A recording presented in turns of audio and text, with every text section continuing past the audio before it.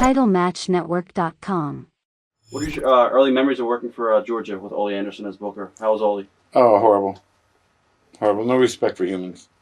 Everybody says that he's a miserable guy. Yeah. Yeah. He's the kind of a guy that has a size 10 foot but has a size 9 shoe. Nothing makes him happy. Now, early on, who did you travel with the most in the business?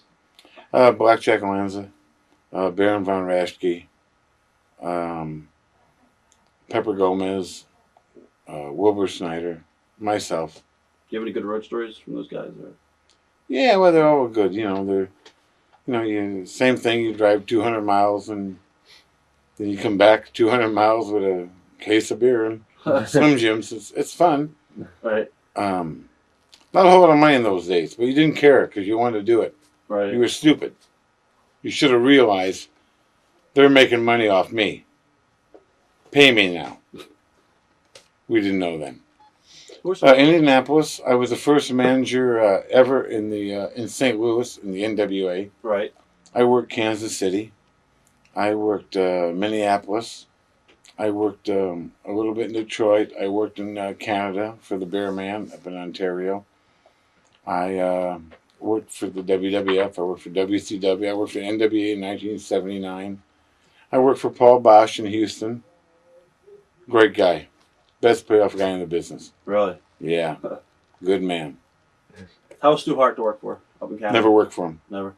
No, he was, I imagine it would have been hell.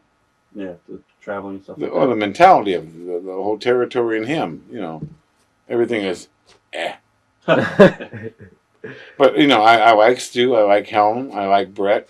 But to be up there in Canada, when you ever go to Canada? Yeah, we were there. We were at Brett. When you land on the plane, they tell you to sit your watch back to 1945. No, there's nothing there. It's different. Now, you talked also about Eddie Graham from Florida and stuff like that. Did you ever work for him? A couple times. What was that like? Oh, it was easy. I just went down there to work to write off my trip for vacation. Right. But I never went to the territory to work as a wrestler.